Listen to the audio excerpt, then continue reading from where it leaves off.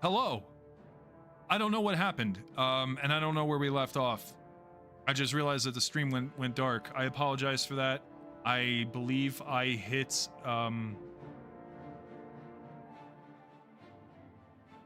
Yep, we're back up.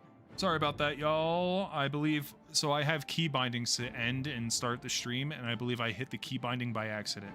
So, my bad. Yeah, sorry.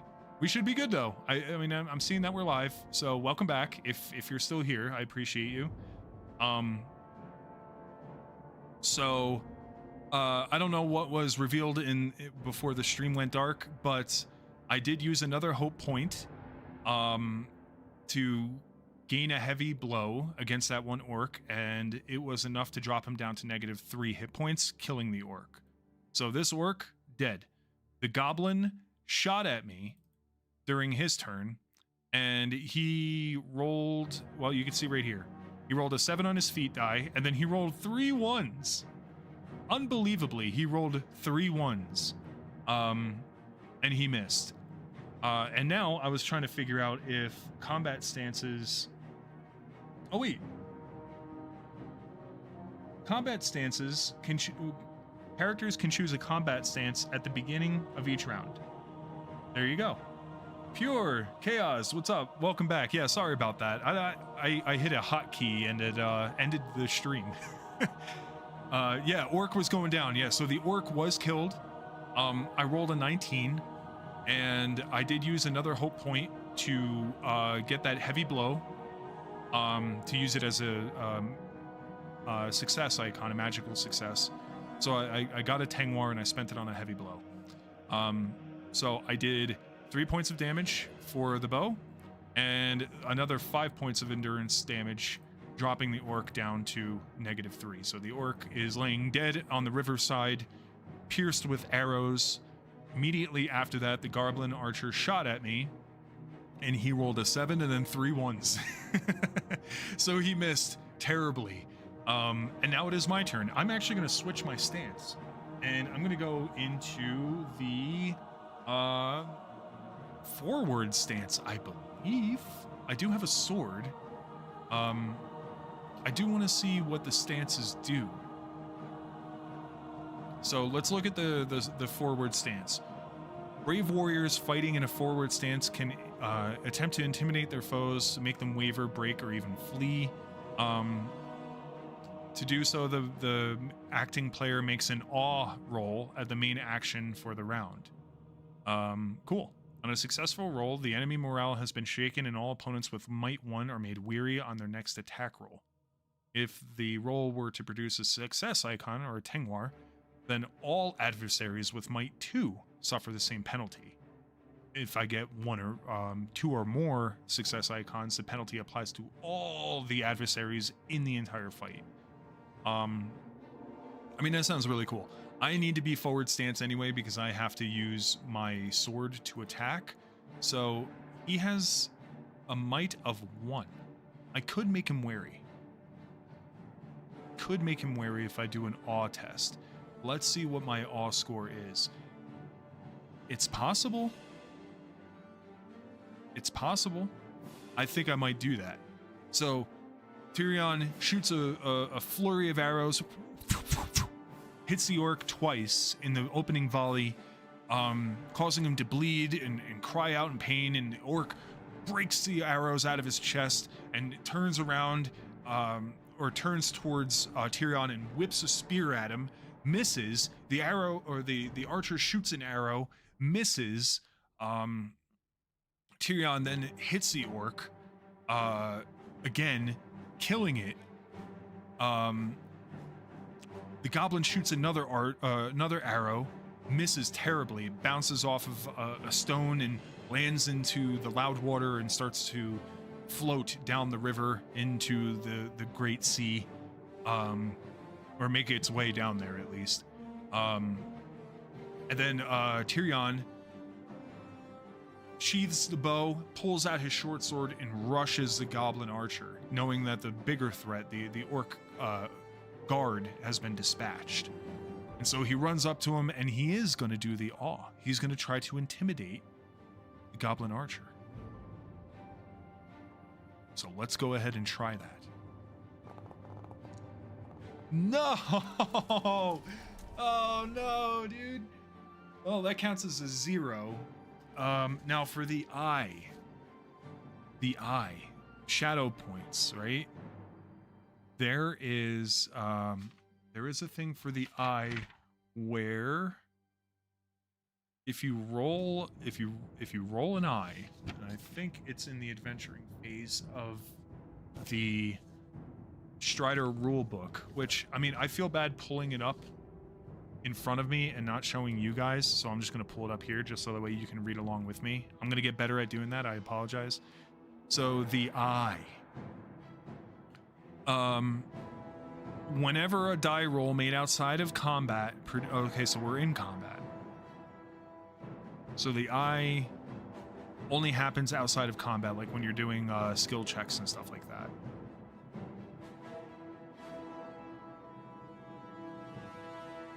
Magical successes using a marvelous artifact or a wondrous item might increase the eye awareness. Okay, so it doesn't happen during combat. That's good. That's good. Either way, I rolled an 8, and I failed to intimidate him. Turion, like, walks up or rushes up to the goblin and stops a few feet in front of him, and you know, with the glow of this elf. I don't want to say a lord because he's not a lord, but you know, this wise elf, sword drawn, orc laying dead. This goblin, man, this goblin is not concerned at all. He does not know the fate that awaits him. That being said, since I'm in the forward stance, I think now this is something I have to figure out. And I do have this huge cheat sheet that I found online for this game.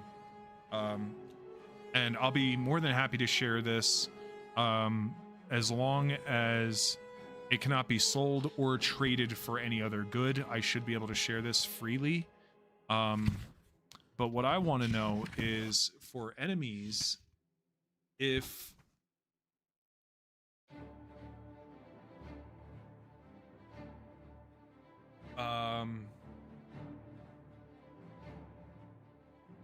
Yep, intimidate, awe.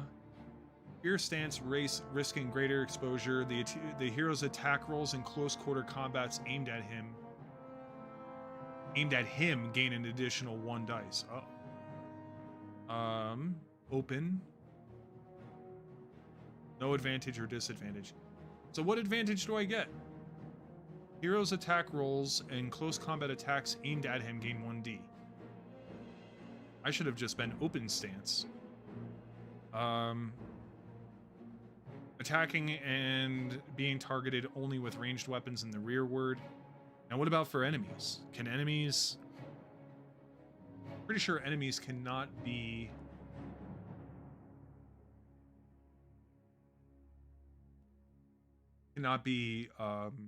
I mean, they cannot be put in a stance, but if... No, because he has literally a melee weapon. So he is able to move forward, I guess? If we can get clarification on how enemies that have the ability to do ranged weapons, how those kind of combat pairing takes place.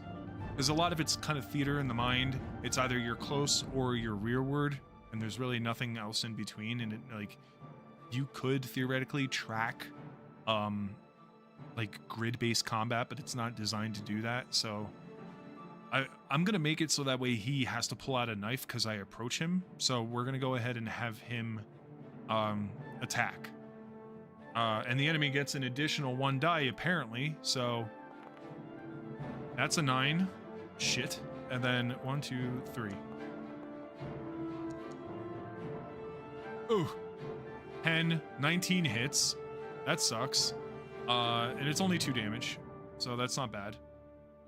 He did not roll a piercing blow or anything like that, so I'm gonna take 2 points of damage. So the little goblin pulls out like this jagged, foul black blade, and he kind of lunges at Turion and gives him a slash like across the belly. Or maybe he gives him a jab, he gives him a stab. And he doesn't draw blood, but it is kind of like a painful poke, as it were. Painful enough that he lost a little bit of endurance because of it. Now it's the beginning of my turn. I am gonna go into the open stance. I don't get any advantages or disadvantages according to this. What can I do on an open stance? I can rally comrades. Well, it's only me. Fighting conservatively, protecting oneself or others, all close combat attacks aimed at the hero. And his attacks lose 1d.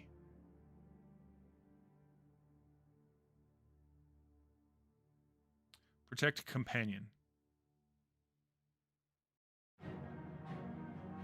Yeah. No, we're in the open stance. I don't get any negatives or positives. We're just gonna stay open and kind of freely like navigate around this this riverbed. You know, it wasn't just like in D&D where you shoot somebody and you walk up to them and then you swing at each other until they die. I'd like to picture that this combat scenario is a little bit more dynamic, right? After he fells the orc, he hops through the shrubbery and rushes up to the goblin, trying to intimidate the goblin to flee. The goblin does not back down, and like, you know, kind of hops to the side, gives him a heavy poke, which sends Turion kind of reeling a little bit, and he lifts his head up with kind of like a determined look, and he's going to swing at him with his short sword. Do I have a short sword? I have a sword. So let's go ahead and roll that. Damn you! The goblin is too dexterous. He's too like nimble, this little bastard. He kind of like ducks and hops out of the way and gives a giggle, and then attacks Turion. Sorry. It's a 6. And a 6 and a 12. That's not enough to hit. Tyrion's gonna attack again. Oh wait, I don't need that. I need this.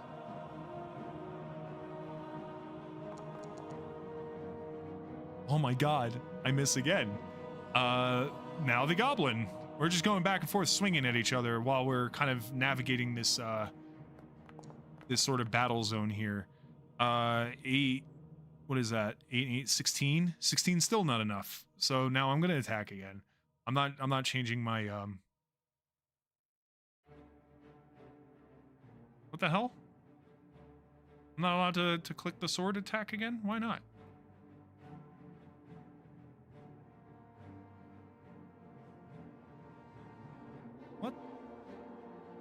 What? Oh, that's the weapon. I'm rolling this. I think Turion has some bad karma. Yeah, man, that's very true. That's very true. There are things that I could do to make the attacks more advantageous, but I kind of just want this combat to be over, so I'm hoping that I roll lucky. God damn it. That's a 6. He's gonna attack. Oh, no, that's good for him, dude. Okay, so it counts as a 0, technically. All right, I put the wrong dice there. But for them, rolling an Eye of Sauron is automatically a hit and possibly a piercing blow. That's rough.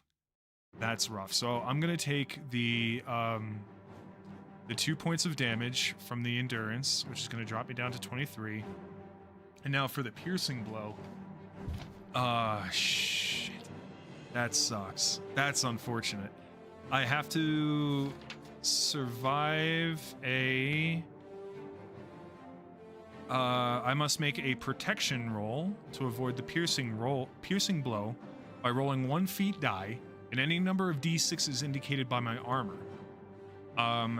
The TN that I need to beat is the injury rating on the weapon that was used to inflict the damage. So 14. See the injury right here? So I have 3D. That's pretty good. That seems plausible. So I got to roll 1 feat die plus 3D, and I have to roll higher than a 14. Run 1 feat die. Oh, you've got to be kidding me. You've got to be kidding me, dude. And then 3 feat die. Please be all 6s. Nope. So I get a piercing blow, which is kind of terrifying. Now I gotta look to see what a piercing blow does to me. I killed the orc, no problem, but this little bastard goblin is the one that's giving me the hard time. Okay, so piercing blow, piercing blow, piercing blow.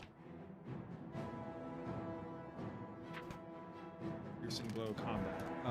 Engagement, combat actions, attacks. Piercing blow, success. On a fail, the target is wounded. Hero rolls on the wound severity. Okay, so I have 1 wound now. That's awesome. And then I have to roll on the wound severity. Where is the wound? Is there a thing for wound? Oh, right here, wound. Oops. Wound. And now I have to roll on the wound severity chart.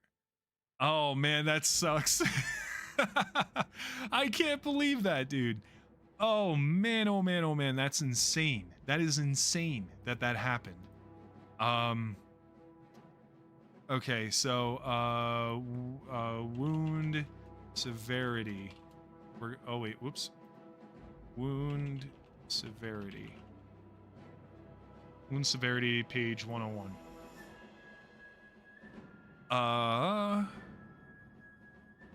Wound severity. So I'm going to roll a feat die, and depending on what I roll, will determine what kind of wound it is. 9. Severe injury. The value indicates how long it will take for the injury to mend, expressed in days. It's going to take 9 days, dude. 9 days to recover from this wound. I'm gonna go for a run, so I'll just listen on the background. Cool. Yeah, sounds good. Pure, thanks. Hopefully we get past this.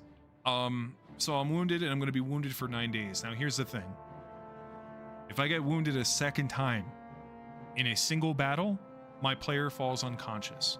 For all intents and purposes, my character dies. Unless I do something. Now, we don't want the character to die outright, right? We have an adventure to run. So, and we're not going to die to a goblin, I think. So we're going to roll for an attack. How many hope points do I have? I'm going to use 1 because I really want him to die. So let's see. 10. Not only a 10, but a 10 with 2 6s. So, I mean, that's going to be a piercing blow, 100%. All right, so I'm writing notes on a piece of paper. Piercing blow. I give him 1 right back. Plus 2 Tang Wars. So, piercing blows. I forget what magical successes do. Oh, right, magical successes. I can use them to do other things, which I'm absolutely going to. I want to absolutely obliterate this goblin for wounding me. So the goblin needs to roll a feat die and 1d. And he has to beat my sword's injury rating of 16. It's possible. Let's see what he gets. 1. Oh, that's a 0. Yeah, I think he just fails. 2. He rolls a 2. So, the piercing blow Enemy takes 1 might of damage, killing it outright. Goes to 0. Enemy's dead. The enemy is dead. The enemy drops to 0 might, which basically kills him indefinitely. Holy crap, dude. And I got 2 magical successes. So, in my mind, Turion swings at the goblin. The goblin jukes out of the way, stabs him, but not enough to puncture and cause blood the first time. Which sends Turion kind of reeling back, and he looks up determined, and he swings back at the goblin, and the goblin jumps out of the way onto maybe a piece of burnt log from the trees that have been burned around the area. Turion chases him down, and the goblin swings at him. Turion misses. He swings at the goblin. The goblin jumps behind the tree log. Turion hops over the tree, and as soon as he hops over the tree, the goblin is sitting there waiting for him, sort of like an ambush. As soon as he comes over the tree, the goblin stabs him right in the side of the rib, piercing his armor, his leather corselet, causing the elf to bleed and to be wounded. And as soon as the wound happened, Turion, facing sort of like perpendicular to the goblin, spins all the way around with all of his might while the dagger's still kind of like hanging in his rib, and he swings the might of his sword as heavy and as like full of maybe not hatred, but like fury. And the goblin, rejoicing in getting a wound on him, is unable to move out of the way, and his head is cleaved up against the fell tree, the fallen tree, and the body slumps to the ground while the head is being held aloft by the sword, which is now embedded into the side of the bark, effectively killing the goblin. And then that is the battle. God, these games are very dangerous, guys. They're very dangerous. I cannot believe that happened. So, that being said,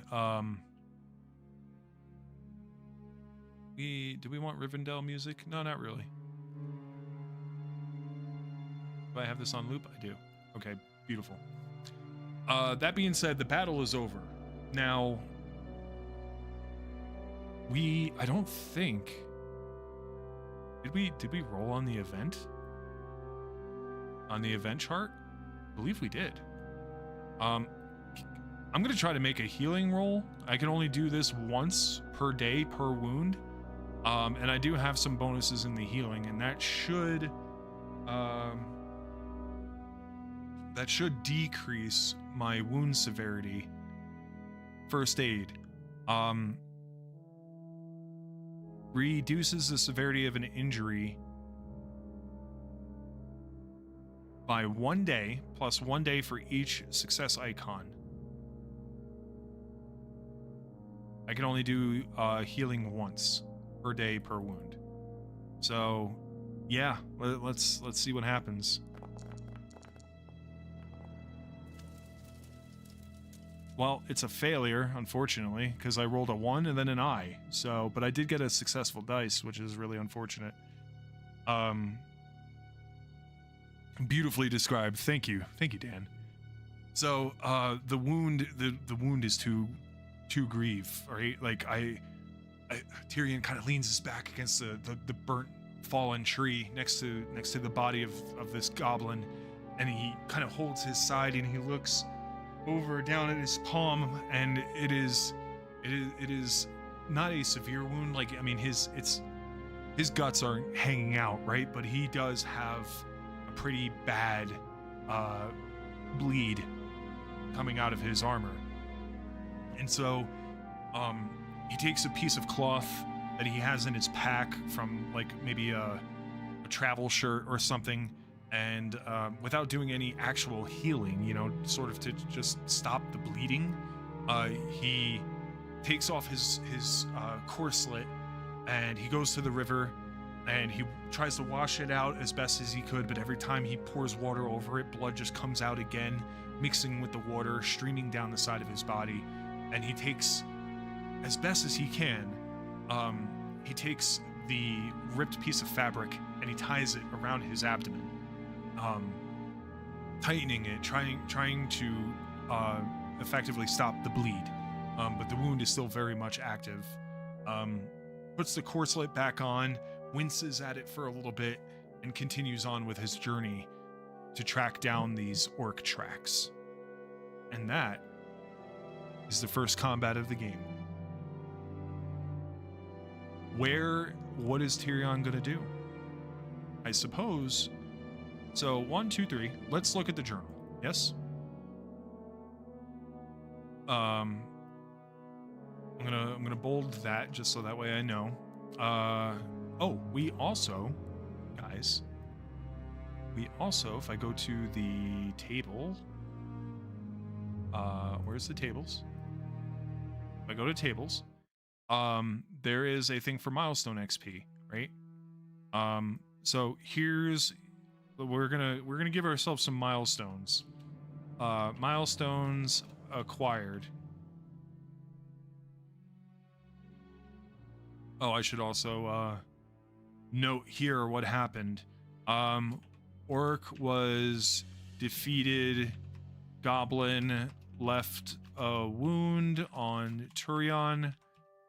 Turion butchered the goblin expertly. Butcher is kind of a hard word. That kind of has like a malice intention to it. I don't think he sat there and chopped up the body. You know, he dispatched the goblin expertly. Left a wound to Turion, which will heal in 9 days. 9 days, dude. Wounds last forever in this. That's insane. So, milestones acquired, right?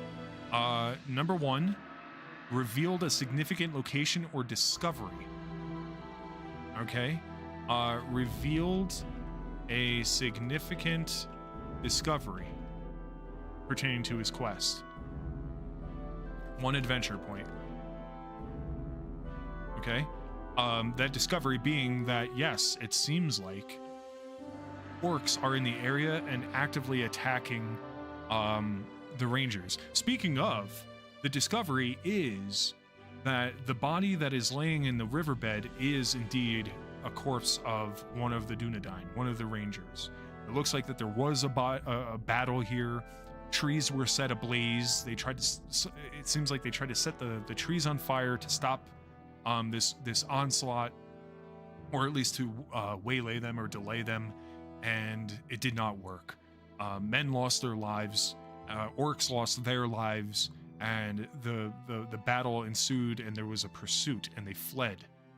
They fled down the river, in the direction that I was set to go anyway. But the discovery was that it seems like the reason why Gilrain has not heard anything from the Rangers is because something terrible may have happened, and it may have something to do with a company of orcs.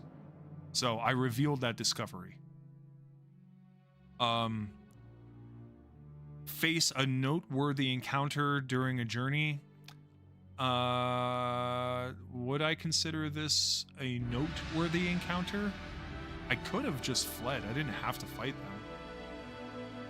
I didn't learn anything from them directly, but it did allow me to get close enough to the man to identify him as a ranger. So I'm gonna say then, yeah, that was a noteworthy encounter. It was noteworthy because it allowed me to confirm my suspicion before I even left Rivendell that it might have been the work of the enemy, and indeed it was. This gains me 1 skill point. Now, was there any other milestone? Overcoming a tricky obstacle. Nah, this one wasn't really tricky. It was literally just finding a way around a fallen tree. It wasn't tricky, like if I fell, I would have died or something like that. Survive a dangerous combat. I would say that this was pretty dangerous.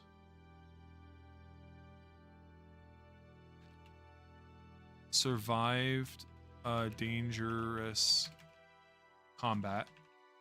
That gets me 1 adventure point. As of today,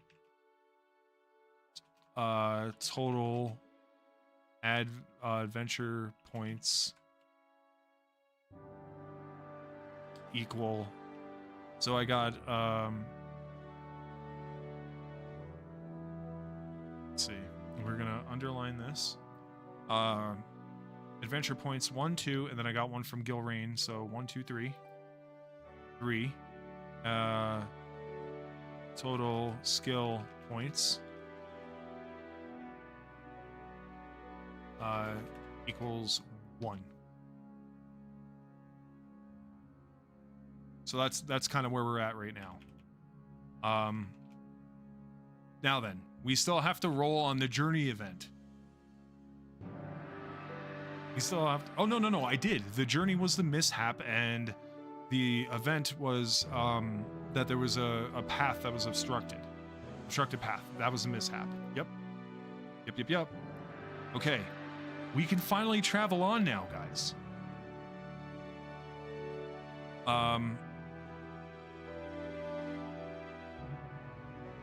So we're gonna follow the river down. We have to roll a travel test, right?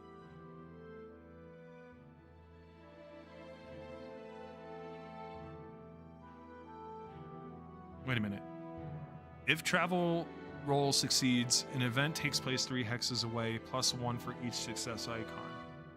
Follow the event resolution page. Once an event has been resolved, the guide makes a new marching test to determine where another event takes place. The journey ends when a marching test result matches or exceeds the number of hexes left between the company's current position and their point of arrival, at which point the company has reached its destination. Okay, so we have to go 1, 2, 3, 4, 5, 6. Oh my god. And we're in dark territory. I think like there is a rest and there is a prolonged rest. Short rest. I think it might be a good idea to do a short rest. How many points do you want to recover? Hope points. Oh, geez. Yeesh. I guess 1? Can I not? Recover hope points from the fellowship. Community points available. 4 out of 0. 4 out of 0.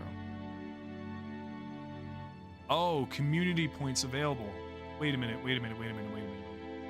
I forgot that there is a character here called the Fellowship. Fellowship points 4. Eye awareness 3. Initial value 3. Yeah. And then for the patrons, we're gonna put in Gilrain, and we're gonna move her up. Oh, I have to hit Alt. And she is in Rivendell. This is basically just our fellowship, right? Journey season, journey from days of travel. Okay, we're not going to go through all that because I'm marking it in my journal. Gilrain is in there, and yeah. So now when we short rest, yeah, we have 4. So I could do 4. Maybe I'll recover just one hope.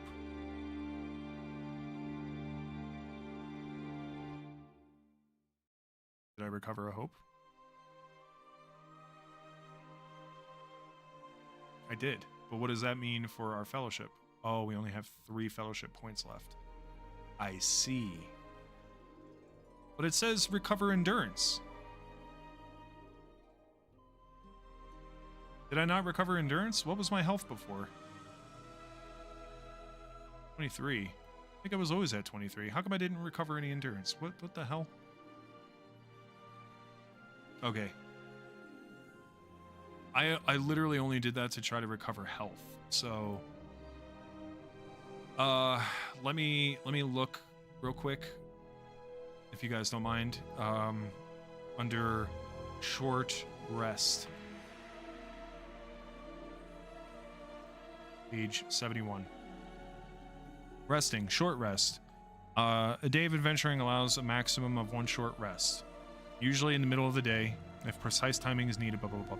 Adventurers recover a number of lost endurance points equal to their strength rating. Wounded heroes do not recover any points at all. Oh. I see.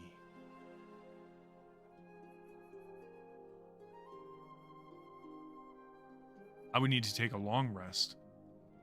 Because it says a long rest, recover all lost endurance or a number of endurance points equal to their strength score if they are wounded. So because I was wounded, that's why my endurance didn't go up. But I did recover a hope point, so that's I'll accept that. But now we need to make a travel roll again as we proceed down the river. So, travel roll, go for it. I think that's a success. A 15? Yes, it is. And that has us going 1, 2, 3. We are no longer in the Badlands. We're not in the Darklands anymore, folks. We are in the regular Borderlands. So, that has been 3 days from when I was wounded, from whence I was wounded. So, 3 days from that point. Let's see, it was the 13th, so now it's June 16th. Okay, we're gonna roll the weather, and then we're gonna do the, we'll do the weather, the time, and then the event, right? So let's roll on the weather chart. Let's see what we got. Rolling 1d100. It's still hot, and it's summer, and it's very fertile along the riverbank, so it's verdant. So let's see what the weather is like. 7. Oh, it's raining. It's a rainy day. Cool. So now I get to show you guys this. This is pretty cool. Rain. Look at that. Look at that. Isn't that fun? See the rain? See the rain falling? Isn't that cool? So it's raining along the riverbank as we come across basically like this little inlet here. As we're scouting, still kind of wincing from the wound,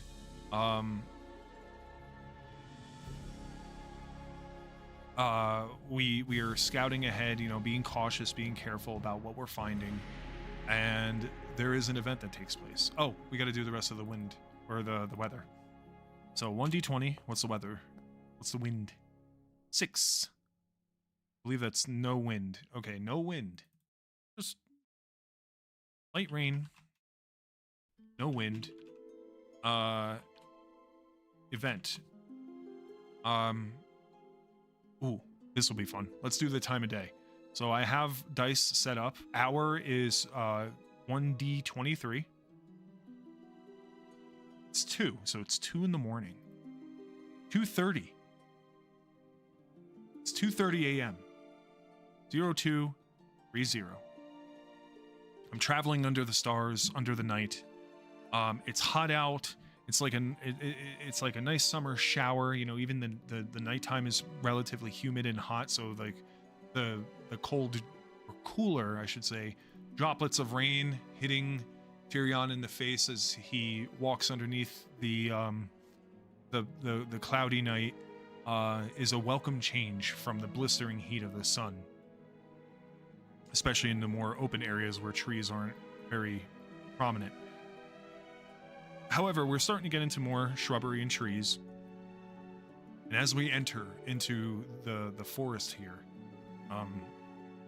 we come across an event. Let's see what that event is. So we're going to do a journey table. We are in Wildlands, so we only have to roll 1 feat die, which is great because I don't like having disadvantage. So we're going to roll 1.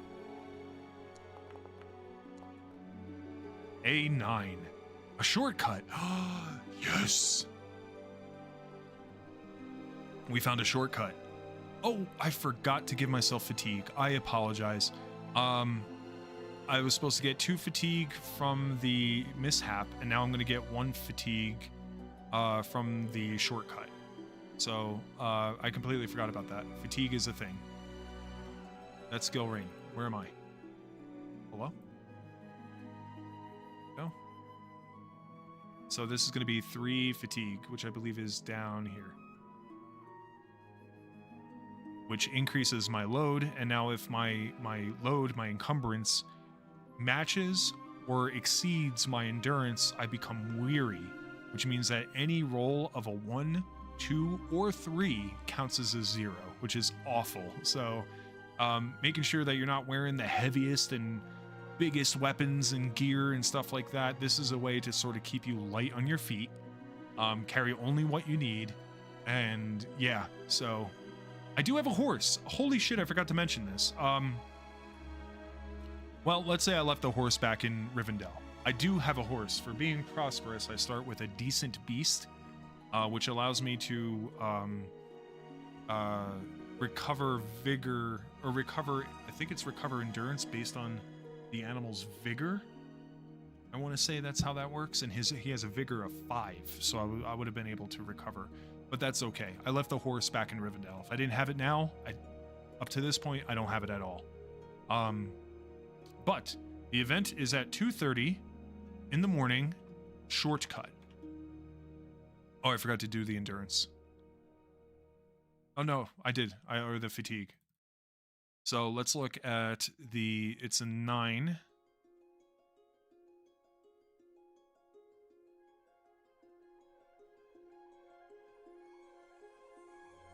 Shortcut. Here it is. And then we're going to roll a d6, and we're going to see what kind of a shortcut we have found. 5. Oh. Favorable weather. Explore to make the most of it.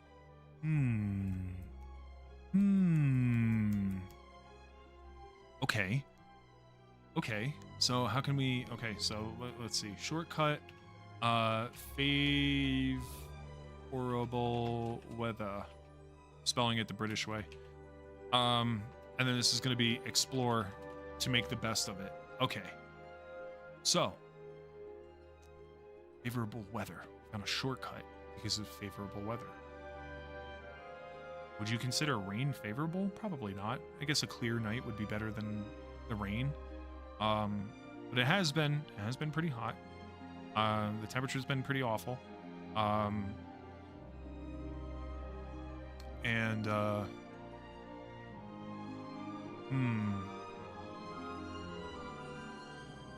Well, I have to roll an explore. Let's see if I pass my explore check. And then we'll roll. Oh, that's a really bad roll. I don't think we're gonna get this one, yo. 15. Oh my god, it's a success. Wow. Okay, so we passed our sweet pass. Now let's roll on the lore table and see what kind of a success it is. So 4. And we're gonna roll 1 for the action. Explore. That's perfect. Far-reaching. Honor. Explore, far-reaching, honor. How does that tie into the weather?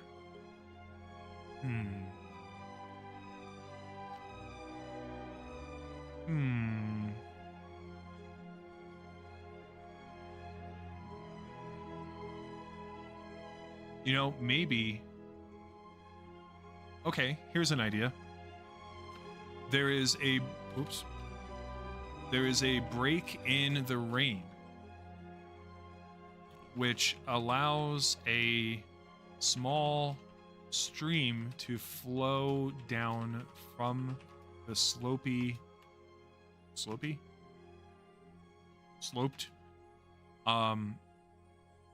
hill above, right? Like the rain stops, and then the water is still trickling down this set of stone steps, maybe stone steps, from the sloped hill above. Yeah, flow down from stone steps on the sloped hill above, leading to a hidden path, presumably, I can't spell for shit, don't judge me on it, possibly created by the old kingdom of Arnor,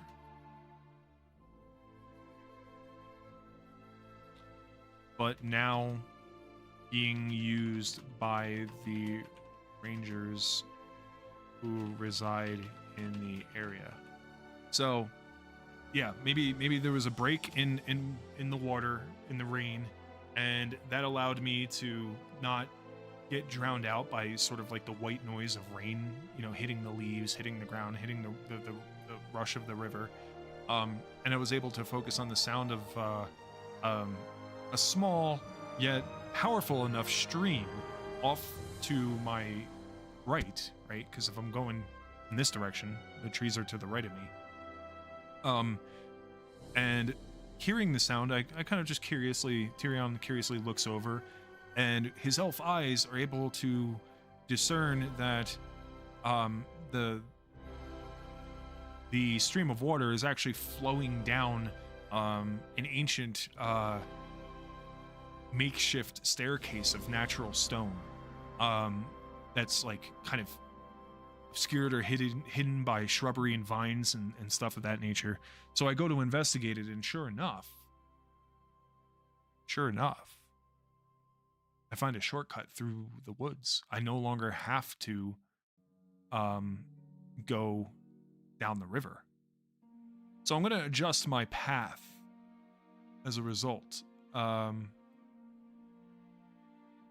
no, my drawing. I didn't mean to do that.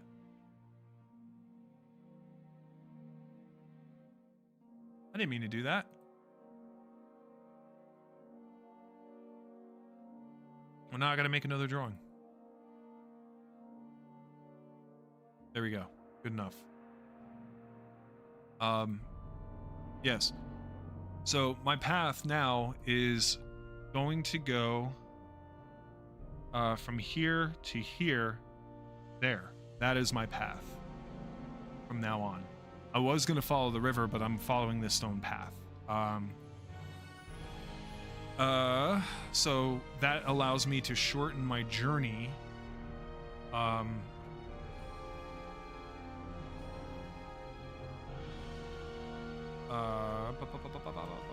Yeah.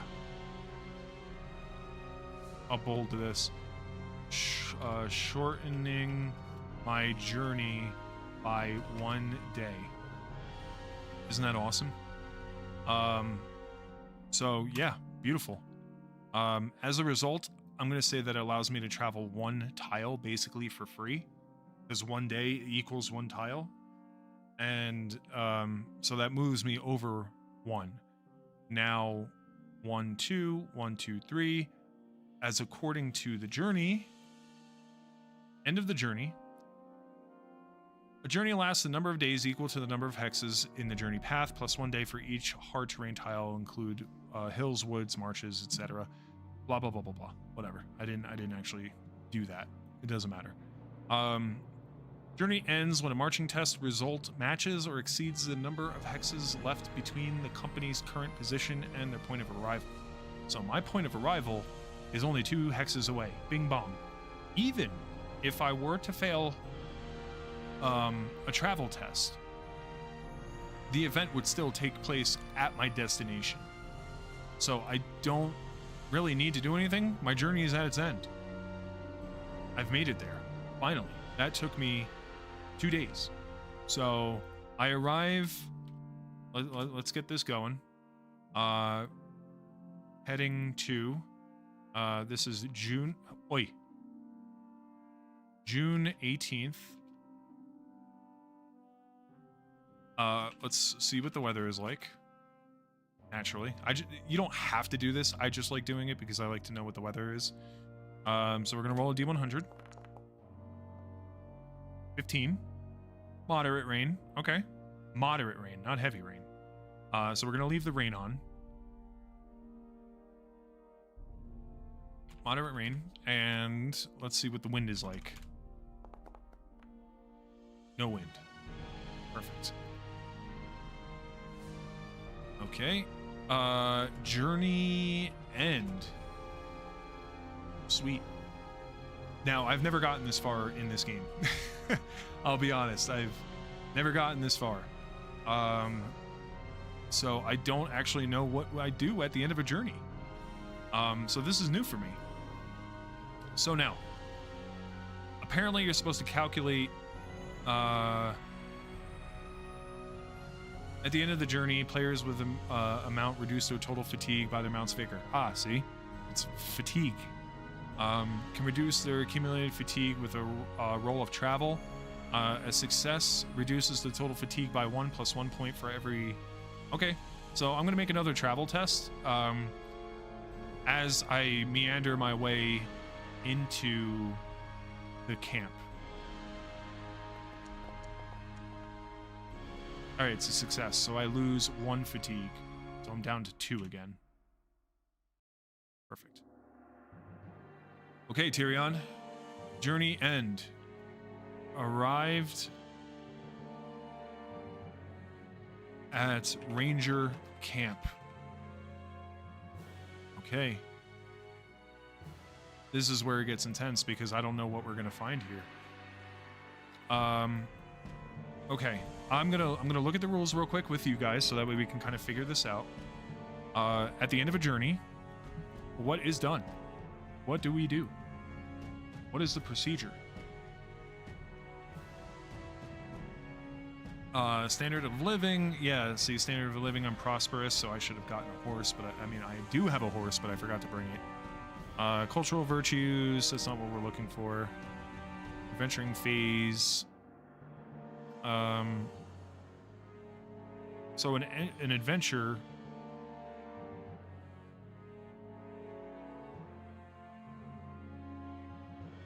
End of a session. Heroic adventures. Combat. Yep, we got into combat. Journey. Where's the journey? Council. What? Where's journey? Journey phase. Okay. Set the journey path. Ending the journey. Okay. The journey continues until the guide marching test results matches or exceeds the number of hexes left between the company's current position and their point of arrival.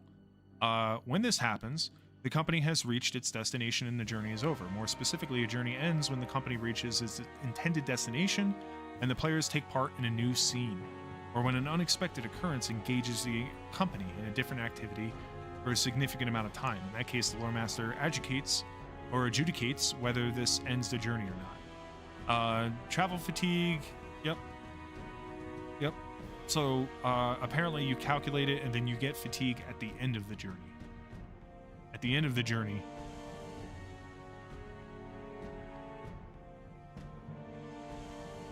I believe. Oh, no. Accumulates while traveling. Oh, and it manifests itself fully when the journey is finally over, so I shouldn't even be giving myself fatigue until the end of the journey. That makes sense. Cool. So, if at the end of the journey the lore master and players wish to know precisely how long the company has been traveling, they can check the region map and count the number of hexes, adding 1 day for each hex, suggesting a hard terrain, hills, wood, marshes, whatever. So I think you're just supposed to travel and then calculate how many days it took. I'm doing it at the same time. Apparently you're supposed to do everything at the end of the journey.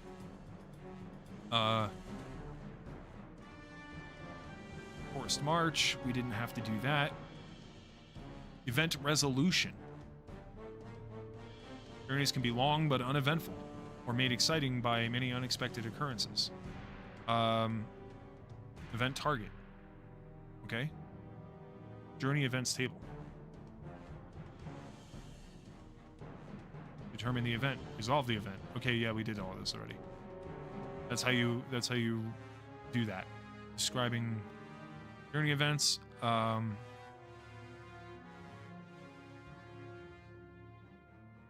then what happens? What's the next phase? It's not a fellowship phase. We did the journey. And then I guess we go to the adventuring phase? Question mark? Introduction, scene, end of session. Yeah, I guess we bounce back. Okay. So, let's change some music, because I kind of want I kind of want some music from Swanfleet, because that's kind of where we are. Before the shadow. Yes. Yes. Okay, so we arrive at the ranger camp. What do we notice? Well, when we first approach, it's a bit of a moderate rain, so it's heavier than it was when we found the path, the hidden path that led us here. Now, this path, hidden path, led Turion to a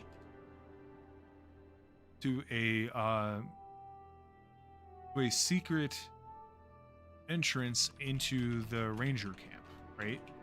So we came in sort of like the back way. The camp itself is nestled in sort of like this small, very small, kind of hidden, like hilly valley, right? Like the riverbanks in. Oh, I'm still drawing. Oops. So this is what I'm thinking, right? The river splits, and then it gets kind of hilly, and then once you get kind of like here-ish, the land sort of begins to flatten out, and up there in that hex, just on the edge, is a flat area with like a pretty decent indentation in the ground, sort of like a bowl, if you will. And it's a perfect location for camping out. It leaves yourself effectively invisible from peering eyes, especially if there's a campfire involved. It would be very difficult to see it from a distance. You're not very exposed. So in there is this ranger camp.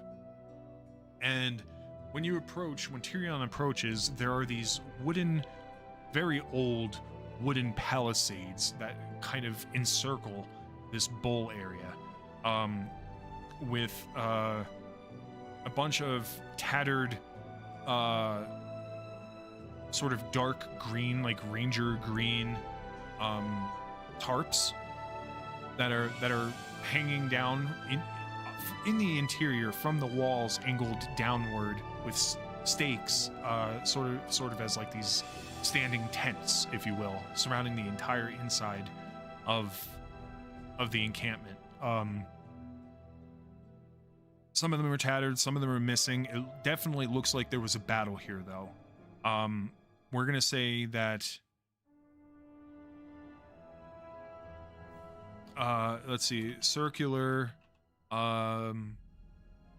bowl-shaped landmark with old wooden palisades,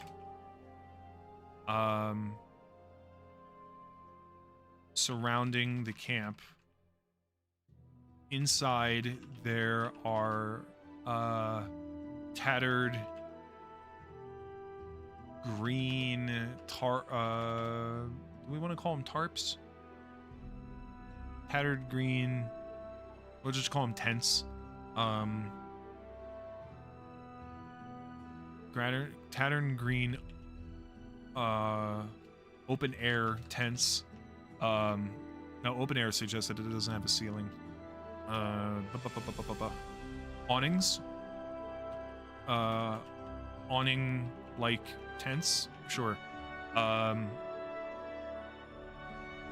Crates, barrels, bedrolls, a cooking area that has long gone dark. There's no active fire or anything like that here. Let's see. What else? More importantly, the corpses of slain rangers, goblins, orcs, and orcs alike litter the interior of the camp, as well as the main exit. Footprints of both men and orc are jumbled among the soft, wet, muddy floor.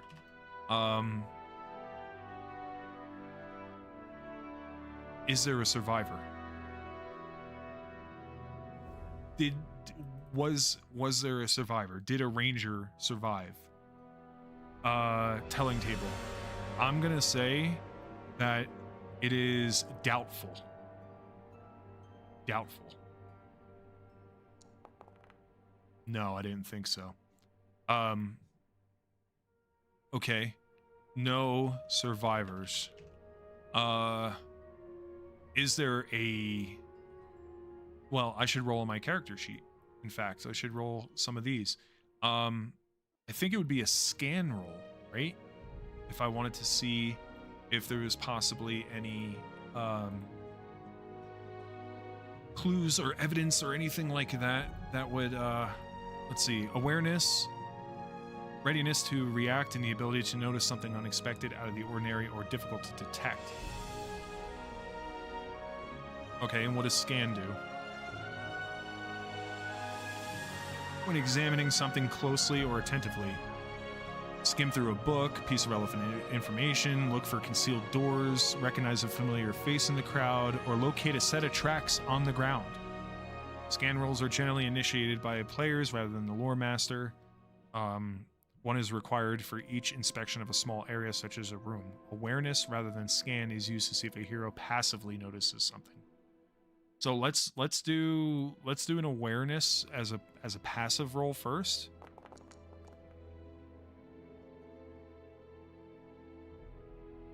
That's a success. Hang on one second, guys. I'll be right back. It seems like somebody's knocking on my door. Hang tight. We'll see what happens.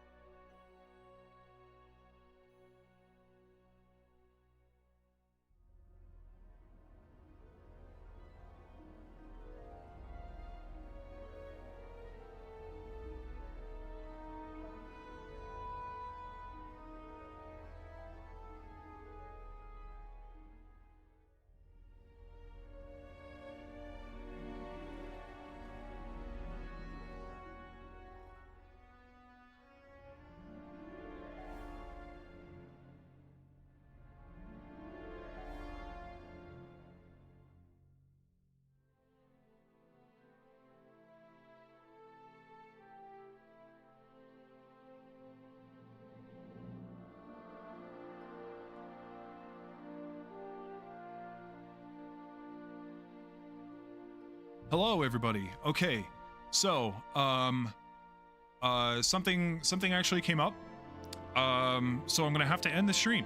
It seems like the maintenance guy who was supposed to come weeks ago to repair something in our apartment that we just moved into finally just showed up and sent my dog into a frenzy.